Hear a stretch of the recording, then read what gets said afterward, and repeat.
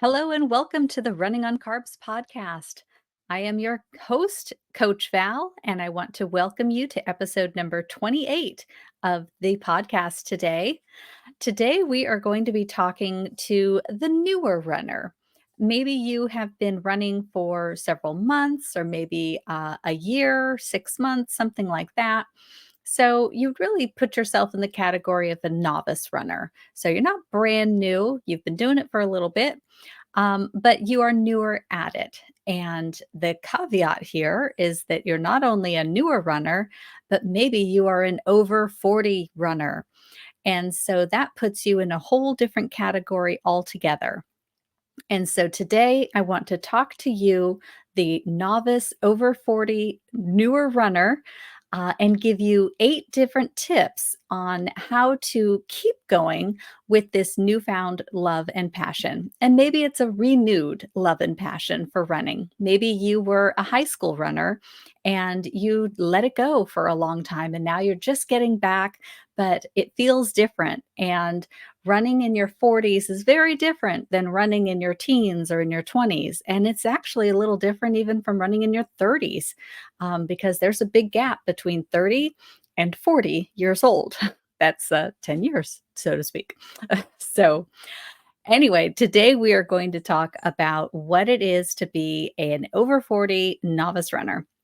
But first, I want to share a little personal story because I know exactly what it's like to be an over 40 novice runner. Going way back, I've always secretly wanted to be a runner, even though I didn't really know what I was doing. So I didn't know how to be a runner. I remember trying in my 20s to be a runner, and it was so hard and so uncomfortable. And I didn't really know what it meant to be a quote unquote runner at the time. I just thought you went out and ran as hard as you could, and everyone made it look so easy and so effortless. You'd see people jogging down the street in your neighborhood, and they look like it was the easiest thing they'd ever done. So I assumed, well, that's just what you look like when you run. And I think a lot of people get that impression until they try it. So my running mainly consisted, early on of treadmill running. This was after my 20s. So in my 20s, I tried it. It was miserable, hard. I gave up. So then fast forward into, say, my 30s, where I thought, I'm going to try this again. And then this time, I'm not going to run outside because it hurts too much to run on concrete. I'm going to run on a treadmill instead. And that actually worked for quite a while. So I would run on the treadmill. I'd go to the gym. I had a gym membership purely to run on a treadmill. And I would run until I get tired. And then I would slow it down and I'd walk and recover. And once I was recovered and breathing again, then I would pick up the pace again and I'd start running. And when I had a good day, I would do that in like quarter mile increments of running for a quarter mile, walk for a quarter mile. And I do that for a good 4 or 5 miles. So I definitely got in a workout. Little did I know that I was doing interval training at the time. And there is definitely a time and a place for interval training. But that is basically how I did it. Um, and then eventually, I worked up to being able to run a full mile, without taking those walk breaks, and that's really where I maxed out on the treadmill at the gym. Um, I pretty much gave up on it, so I gave up on my gym membership because I just don't like gyms, as a whole. I don't like to go places to exercise. I'd rather just do it at home, so this is just my personal choice, but I'm a kinda anti-gym person. And so I found other ways to be fit into my 40s. I did a lot of at home workouts. If you've ever listened to this podcast before, you know I'm an absolute huge P90X fan. So I did P90X, P90X2. I did a number of other Beachbody workout programs. I even did Insanity a couple of times. And so, anyway, I've been, really avid fitness, at home fitness exerciser for quite a while. And it was good, but I still wanted to run. And I don't even remember exactly what I saw, but at one point I saw an ad, I think, for a Nordic Track treadmill. And it was the kind that folds up, and you can see if you are on YouTube, it's behind me right now. And I I measured the space in my office, and I used to have a chair there, and I thought, "Well, if I get rid of this chair that no one ever sits in, then I can fit a treadmill right here." And if you see the video, you can see it fits perfect. It doesn't block the closet or anything. So I decided, "Okay, I'm buying this treadmill." So I bought the treadmill, and then I told my husband, "I bought a treadmill." And I said, "By the way, it's coming on this date, and I really need help bring it in the house and setting it up." "Thank you." So my lovely, wonderful, sweet husband helped me. By the way, getting that monster into our house was just it was just him and I, trying to move that thing. It's hugely heavy, and, we had to bring that whole box in, set it up, take all the pieces one by one into the office where he actually assembled it, and there it shall stay for the rest of its life. So, treadmills are quite the commitment, just FYI. So, after getting the treadmill, though, the running bug really took hold of me, like, hard, and I did a number of, 5Ks on the treadmill.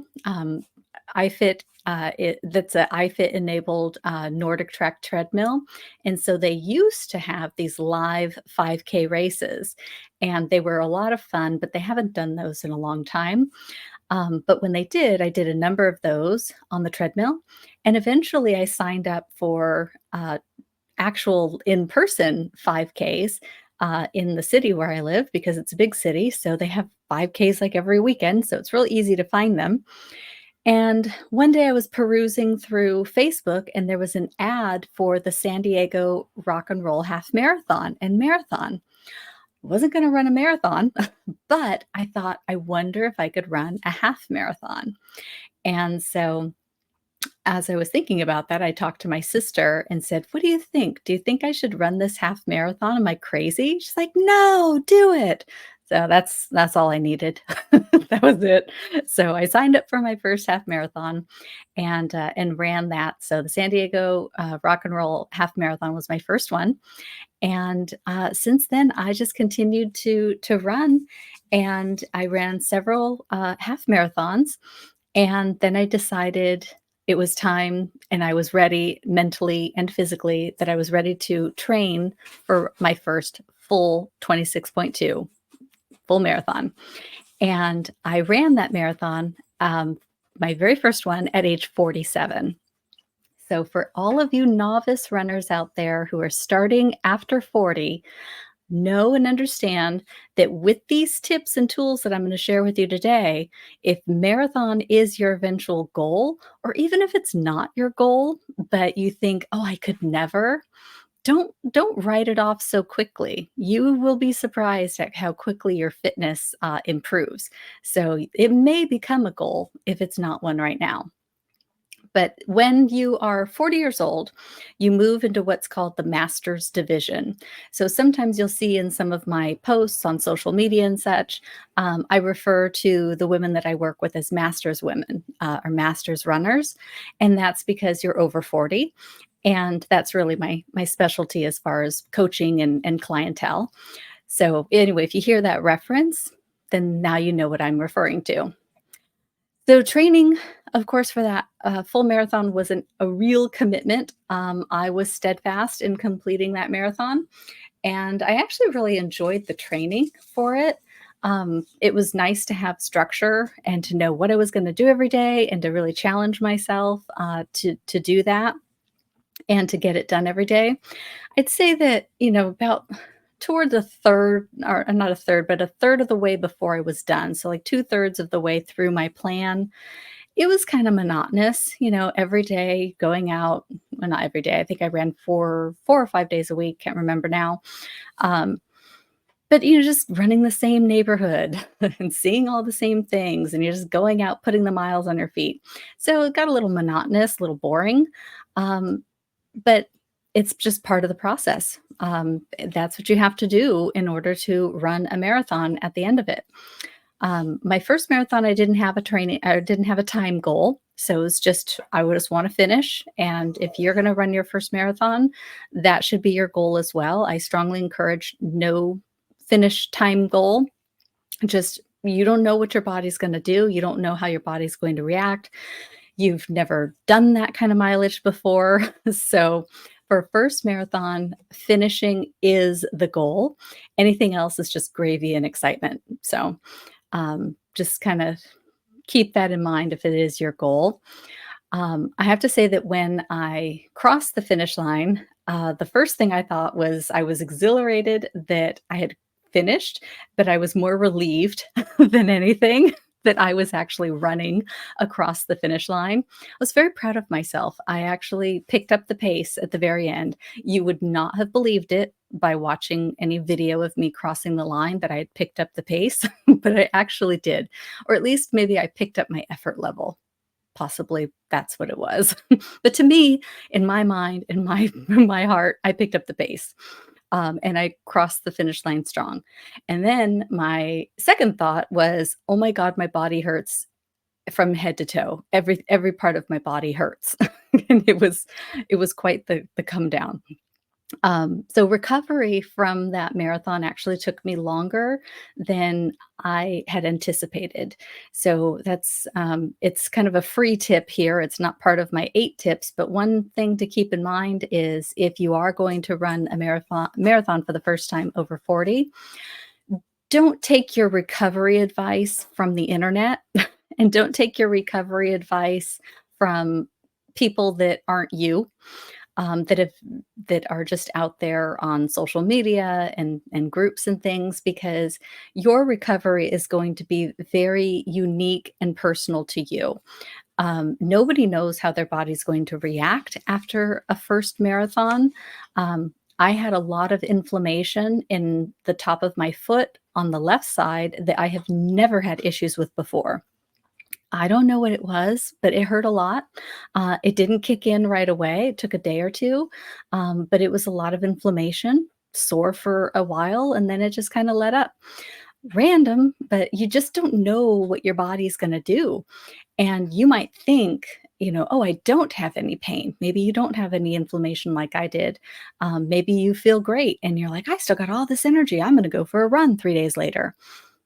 I mean, awesome that you've got all that energy, but remember your body's still recovering and don't push it, because a lot of people also get sick after a marathon. And it's not just from being around the germs and the people that are there, but it's the stress on the body, and the body is really worn down.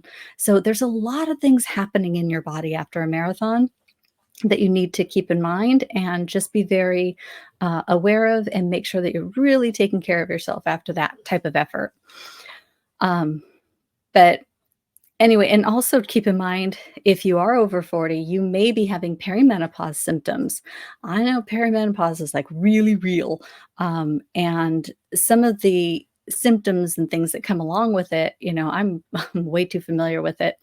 Um, but it has an impact on how your body's going to recover as well, than maybe if you were younger and didn't have those perimenopause symptoms and changes and hormonal fluctuations happening in your body.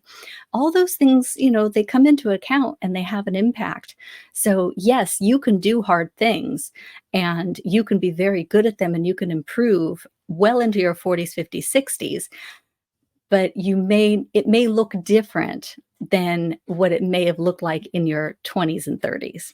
So those are the things that you need to keep in mind. It doesn't mean don't do it. As a matter of fact, I strongly encourage you to do it, but just do it in a way that's going to keep you safe and healthy so you can keep going for many, many years and enjoy activity and sport.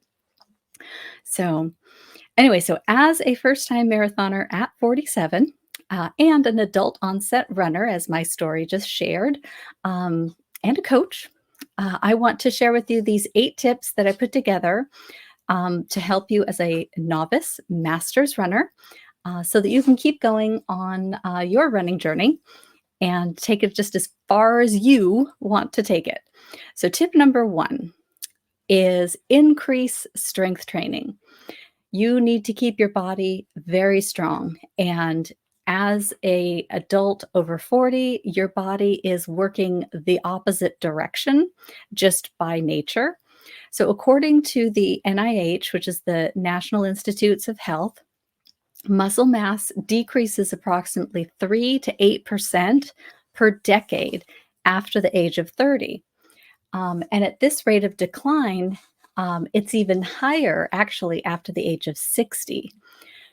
So, what they say is that this involuntary loss of muscle mass, strength, and function is termed sarcopenia, and it affects both men and women. There isn't really a lot of information about why it affects men and women, where it comes from. So, but it is a definite real thing. And it is something to keep in the back of our minds. Again, it's not something to stop us. As a matter of fact, the looming potential of sarcopenia, I think, is all the more reason to stay active and to lift weights and to use our muscles. Because if we're not doing that, we are at a much higher propensity to lose those functions. And that obviously detrimentally affects the future of our health and lifestyle. So, staying active now in your 40s is only going to help improve your life, as you do continue to age and natural aging progression takes place. The risk of injury increases with age, though. So it's adding a new high impact activity like running. It does put a repetitive load on areas of your body that you've maybe never experienced before, which again is why strength training is so, so, so important. Um, I let my strength training go a bit when I was training for my second marathon.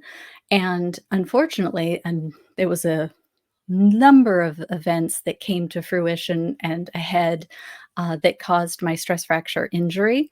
But I do believe that part of it was probably due to the fact that I was not strength training to the degree that I was previously. And although I had leftover, quote unquote, strength from my strength training previously, when I was about 5 weeks into training for my second marathon, um, I was so focused on the mileage that I wasn't focused on adding in the lifting and the strength training um, and the supportive muscle strength training that I had done previously. And so that, along with the proximal hamstring tendinopathy that was undiagnosed at the time, along with all these factors, it did lead to a stress fracture. So I'm coming to you, with the, heart in my hands to tell you that it can happen to anybody. Even those of us who, have knowledge about these things, um, it can happen. Training errors do occur. So, definitely important to put your strength training top of the list and not to let it go by the wayside. It doesn't have to take a lot of time, but you do need to stay focused on it. If you weren't lifting weights before, then I strongly encourage you to start. However, do it with guidance. So I have, online strength training availability, or get a coach in person, or personal trainer in person. Whatever you need to support your strength training. If you don't know what to do, reach out. I can help you put a plan together, or go to your gym and have a personal trainer there. But make sure they understand that you're a runner and that you need to do strengthening exercises to support your running. It should focus on the whole body, your strength training, but should follow that progressive overload formula so that you're starting at one point and you're progressively moving up and up and up to more advanced movements, and also to movements that require more weight and more muscle activity. It should also be sport specific, as I mentioned. So you really need to support all the muscles, tendons, ligaments that are there to sustain your running, including those smaller stabilizer muscles. So, like not just your glutes, but you want your glute medius, for example. You want to really focus on your calves, but you want to also focus on those Achilles tendons. So there's a lot of different muscle groups that you really need to be aware of and strengthen and make sure that they're there and in place to support your running. Also, balance and single leg work is always important because running is a series of hops from one leg to the other. So that requires balance and single leg strength. So, always incorporating those things, even if you were not a runner or if you are not, strongly committed to running as your main sport, which I suppose maybe you're listening to this because of the nutrition value for the podcast.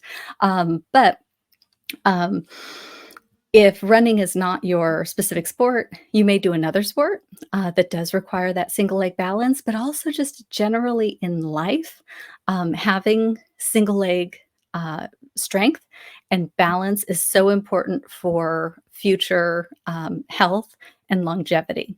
So you want to be able to have stability all throughout life in everything that you do. So working on that single leg strength and balance is very important. All right, tip number 2, don't jump straight to the marathon.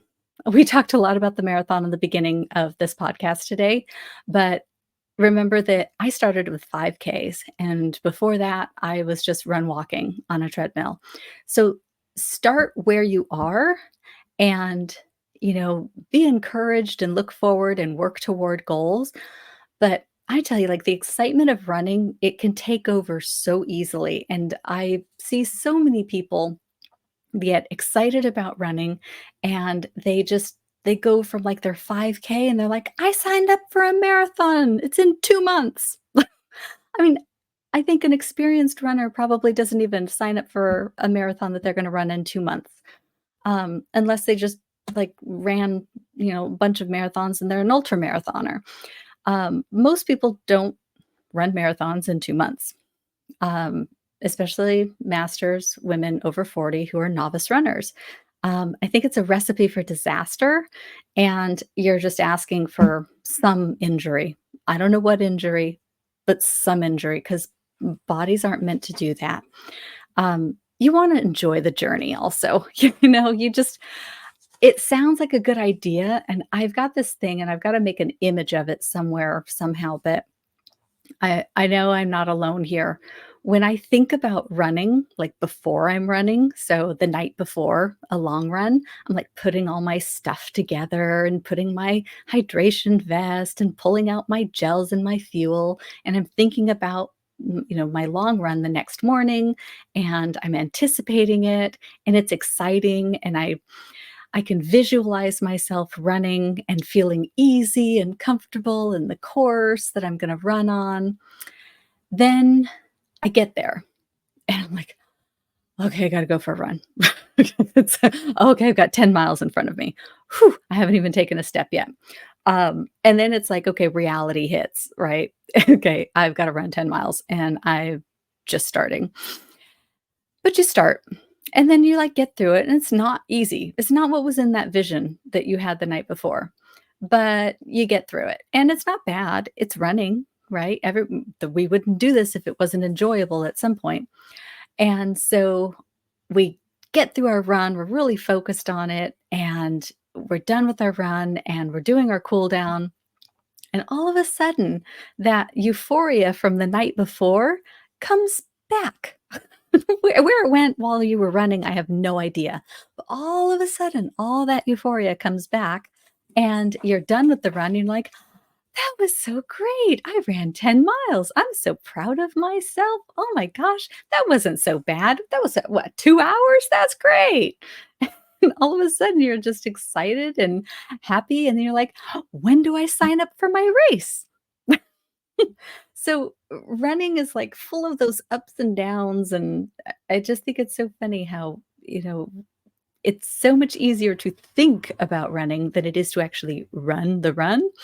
Um, but the, but you have to enjoy that journey along the way, and it's not a race exactly, but be careful also, don't sign up for races right after you did a long run. It's a terrible time to make a commitment to a race because you're still on that euphoric high. So, another free tip for you there, not included in the 8. All right, let's go on to number 3. So, tip number 3, don't ignore those niggles. Just because you can run through it doesn't mean that you should run through it. So, lingering injuries can lead to bigger injuries later. Hence, what I was talking about earlier with that proximal hamstring tendinopathy. I didn't know what that hamstring tightness was. I could run through it. So, I'm speaking from experience here yet again. I ran through that, hamstring tightness, all the way through, I'd say, most of my marathon training. I ran through it, and, my recovery, I still had it, but it wasn't quite as bad, but it was still there. And then as I started training for the next half marathon, so after my whole recovery period, which I left couple, I don't know, a couple months in there, 4 months, something like that, 3 months. And then I started training again, and I trained 5 weeks into my second marathon, all with that hamstring pain that would come on at the end of a long run, having no idea what it was. I was told actually it was my low back, and it was tightness in my low back that was pulling on the hamstring. There were no diagnostic tests or anything done to say what it actually was. But anyway, those niggles that I could run through led to a very severe stress fracture injury. So you don't know what it can lead to, but if you've got a little ache or pain that is not going away, that is, more than just a little muscle tightness that you can take a massage gun to and it'll go away. If you have tightness that continues, pain, soreness that keeps coming back, um, take care of it. Don't let it go because it can turn out to be something very severe. Either the injury itself, like where the pain is, could be something severe, or it could lead to throwing off your gait, which causes a different severe injury, which is what happened to me. The proximal hamstring tendinopathy actually is just something that I deal with, but now I have a way to deal with it. The problem was that the tightness, the stiffness, the pain was not the pain, but the tightness and stiffness and everything was pulling on my body, throwing off my gait, and that alteration of my gait put too much load in an area of the body that was not meant for that kind of load. Eventually something's got to give. So in my case, that's probably what happened to me, and how I ended up with that fracture in that location. Your injury will look different because it would start different. So be aware, don't ignore niggles. Tip number 4, maintain a balanced plant-based diet. This is running on carbs. We're all plant-based discussions here. So yes, carbs are important for fuel. 100%, they're very important for fuel, but you also need protein for recovery, and you need fat for energy and satiation, and brain functioning. So you need a balanced and complete diet. And being plant-based in and of itself is not a bad thing as far as like nutrients, and you can't be balanced and ignore all that. That's just noise. You can 100% have a balanced, healthy plant-based diet, but it does take some knowledge, number 1, to know, what are the foods that you should be putting together. Just eating a carb on carb on carb sandwich is probably not going to satiate you, and it's not going to support you in your recovery. You need to have some protein in there too. And yes, there's protein in all sorts of foods that also contain carbs, but understanding how to put these things together so that you have a complete and balanced diet that's going to support you in the activities that you're doing is very important. And as a master's runner, you also need to ensure that you're meeting your micronutrient and mineral goals, like calcium, for example. And supplementing calcium is not the answer. There's a lot of research on calcium supplementation and the negative detrimental effects on the body. Please read up on that if that's something that's new to you. But you also need vitamin D, folate, magnesium, potassium, sometimes iron, um, and of course, B12. As a plant based athlete or a plant based individual in general, you need to make sure you've got your B12. I also add in the EPA DHA, but that's just sort of like insurance. But that's just me. All right, so tip number 5, rest is as important as your training. Sleep is when your body heals, and that's when it regenerates everything, and it needs time to do its work. There's just no way around it. You cannot rush the regeneration and recovery process. Your body needs to rest, and that's the only time it can do it is when you are sleeping. So make sure you prioritize sleep one way or the other. I realize and I know exactly how hard it is to fit it all in. Trust me, I am there. Um, but that is where your commitment to your goals come in. So you have to think, what am I committed to? What is my long-term goal? And, do I need more sleep to get to that? And if the answer is yes, then that's something you need to find a way to prioritize. And it's something that a coach can help you look at as far as like big picture. If you're struggling with it, or if you've tried different things and then you realize, I've tried these things over and over again. I keep coming back to the same spot. You might need an outside perspective, someone to take a look at that with you. So, a trusted friend, a family member, a coach, someone to, take a third party look at what it is you're doing and give you an honest opinion, and maybe a little direction. Take rest days also.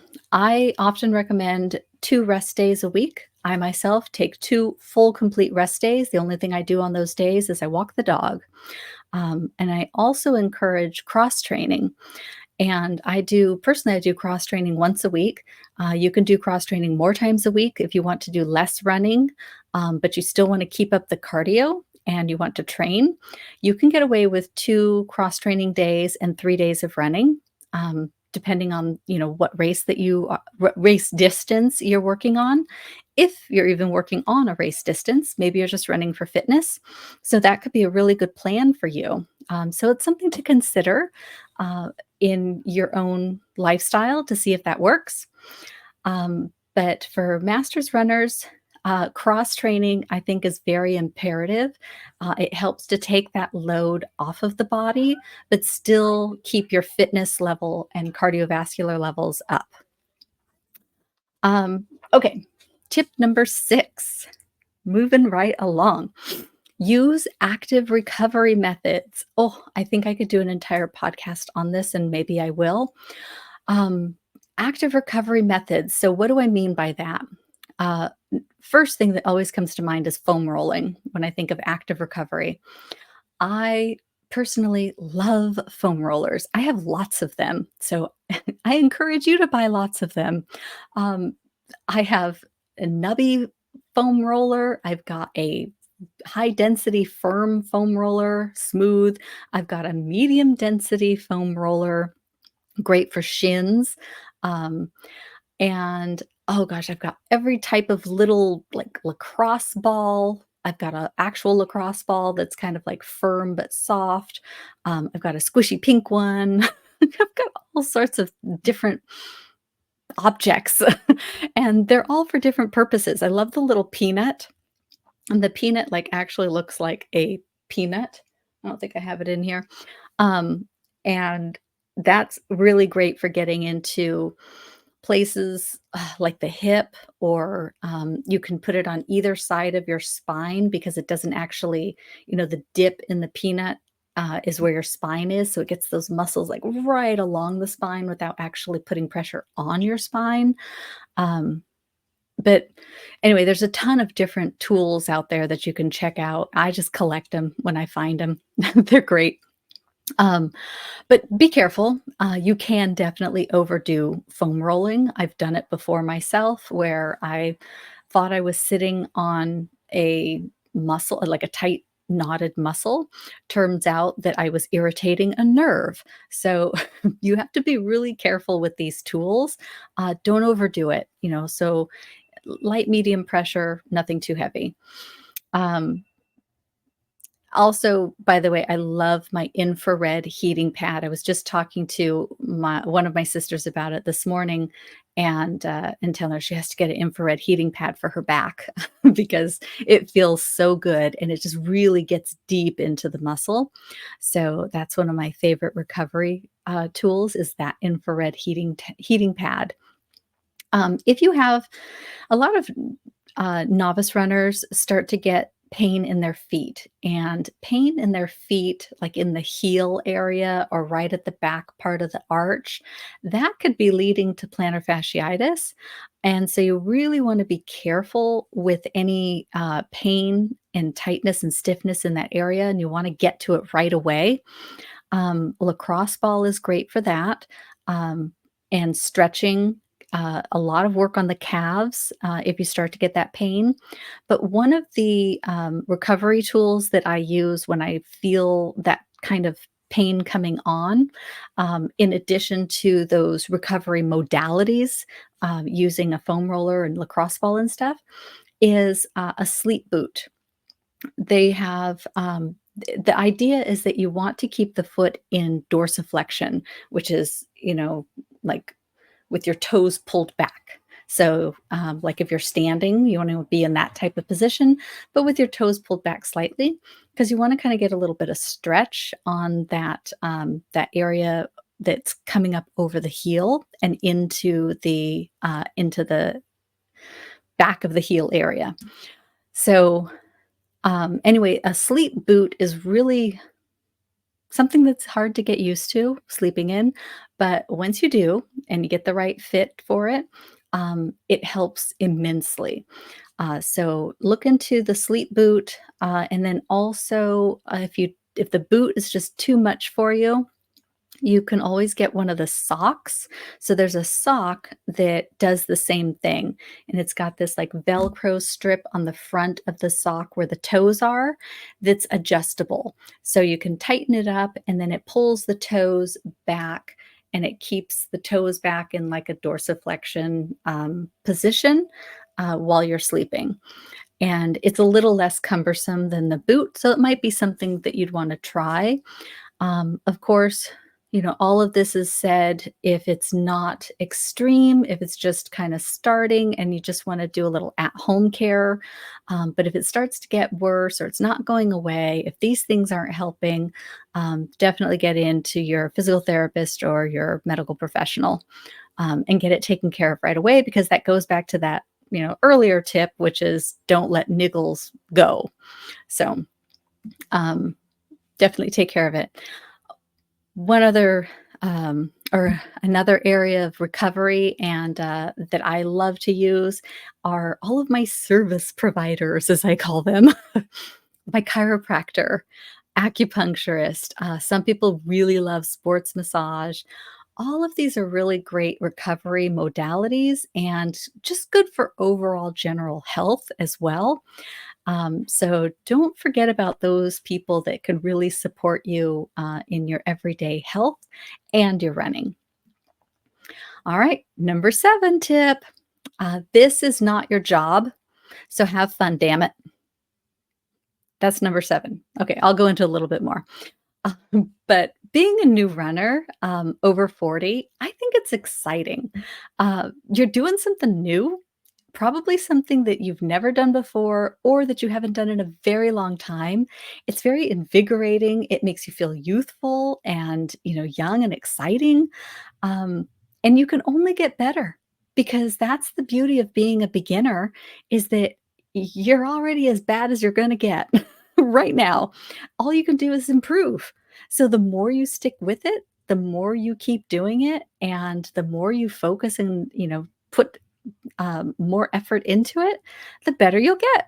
So the beauty of being a novice over 40 is that you're just going to get better. And I mean, how many things do we get to improve at as we get older? And this is one of them, and you can improve vastly. I mean, my own story started running, really focused in my early 40s. By 47, I'm running a marathon. So take that as an example. You can get better. And you're developing these new, like, neural pathways in your brain, new connections and such. And you're developing new and healthy habits. All of those things are good things. So, and you are also building a strong and durable body.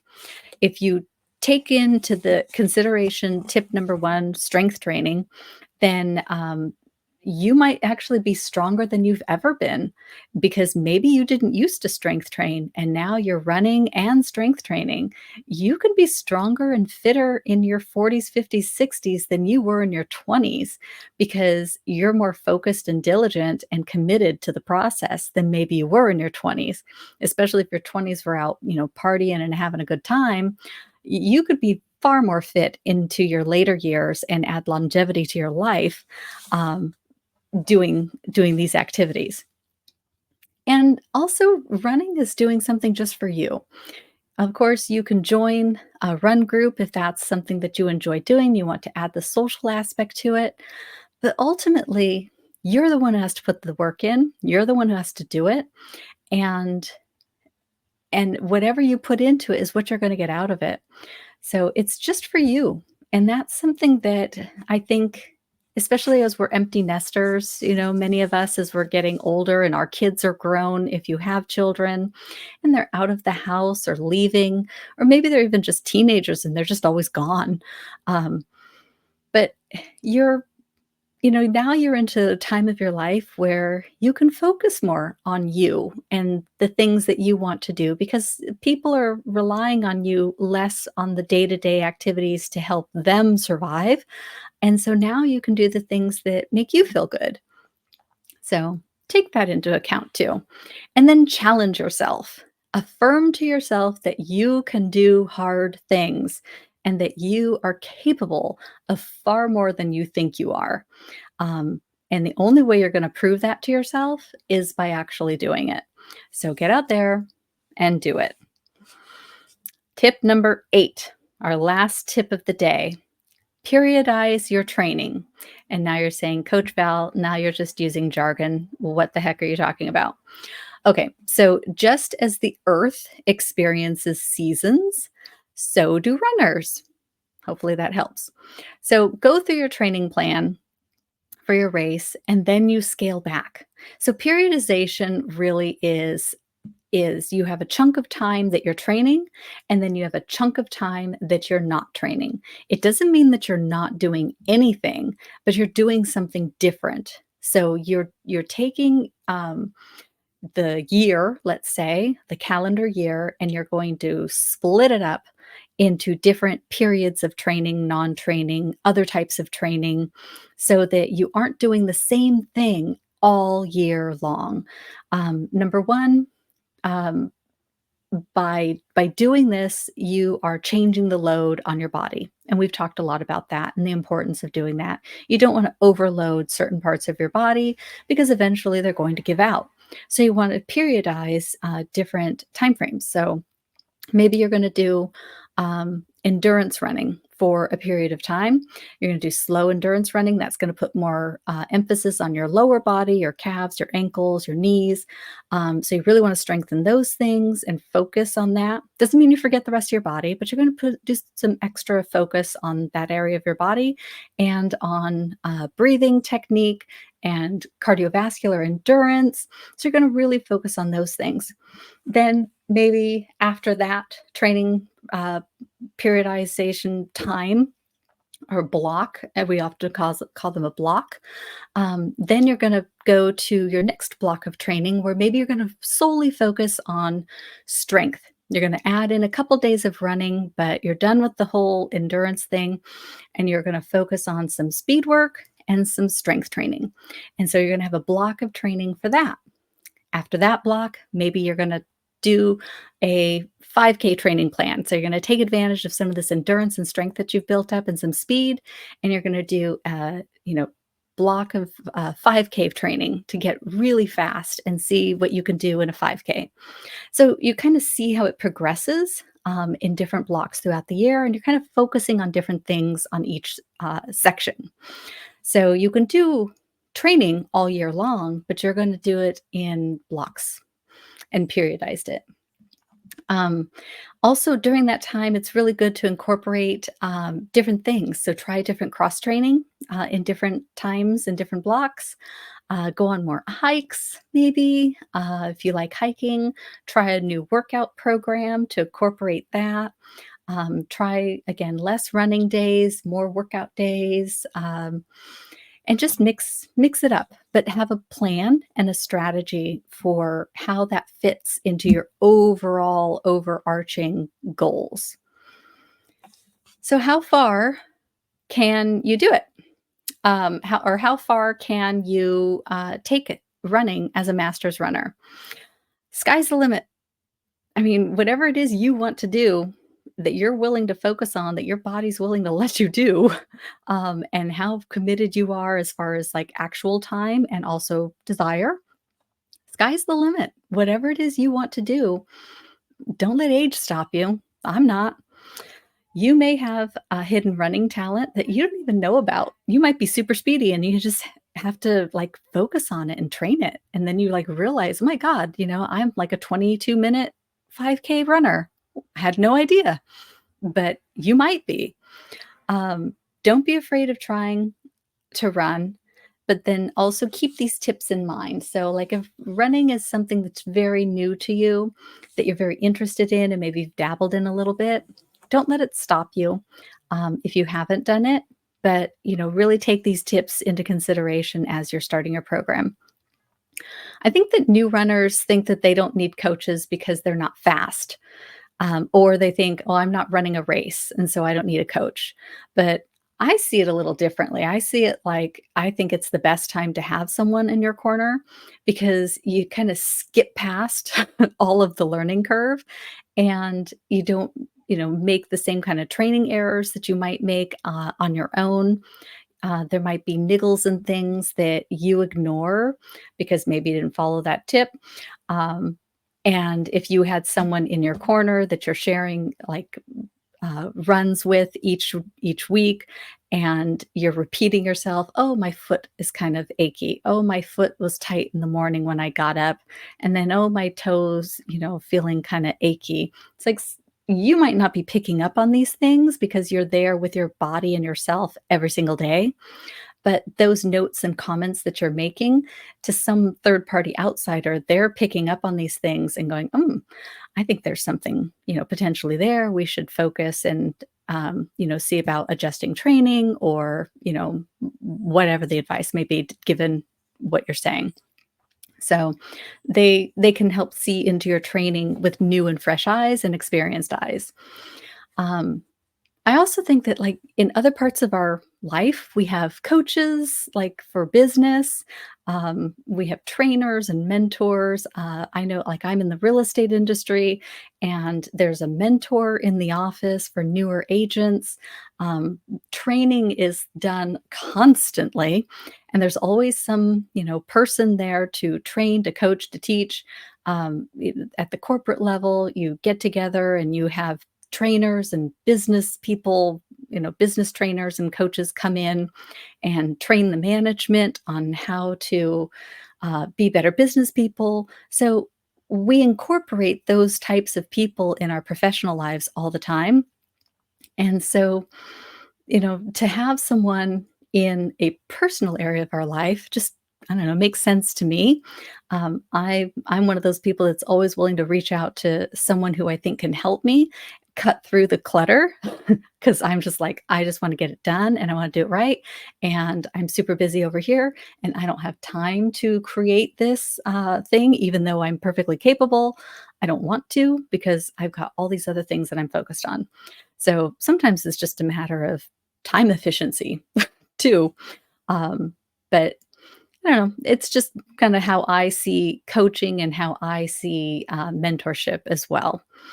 But I do think, like, even more importantly, if you're learning a new sport and you're incorporating a plant based diet, And understanding, how the 2 work together is even more important because you really wanna make sure that you're avoiding fatigue, that you have the proper nutrition in place to support the activity that you're doing, that you're not under fueling, which can so often happen, I see with plant-based, individuals or people who have newly gone plant-based or who have been plant-based or vegan for a very long time, and then they incorporate activity and they don't understand why their energy level is so low, or they're dragging during the day, or they're getting injured. And a lot of times it's just because one is new and they don't know how to put the 2 together so that they support each other. And so that is really my specialty and where I work. So, anyway, if you want support in your running journey or starting or refining your plant based diet and lifestyle, then you can always reach out to me. There's a link in the show notes that you can reach out. And I offer a 20-minute complimentary strategy call. And I call these a strategy call because they're really not about like selling you on services, but it's about what where are you having challenges, and is that an area that I see myself being able to help you with or assist you in? Sometimes the answer is no, but oftentimes the answer is yeah. We can, put this together, this kind of plan, and then I can share with you what it is that I do offer, or how I do that, because I have a framework that I work within to help runners or help individuals who are really starting or who want to just refine that plant-based diet. Like we were talking about, like one is new. And so now they're like, okay, well, how do I bring the 2 together so that I can function as a human being and do all the things that I love to do? So that's where I help you. I help you function as a human being. um, Anyway, if you have any concerns, please reach out to me. Happy to have that conversation. Of course, join me over on Instagram. That's where I tend to be the most these days. Um, and that's running.on.carbs. And otherwise, I am on Facebook, but mostly it's like Instagram stuff, just all goes over to Facebook. But if you like Facebook, it's there too. So, anyway, hope you'll join me over there. And in the meantime, I hope you have a fantastic rest of your day. And thank you for joining me on episode number 28. I hope to see you in episode number 29 of the Running on Carbs podcast. In the meantime, have a fantastic rest of your week. And don't forget, run your best life on carbs. I'm Coach Val. I'll see you next time.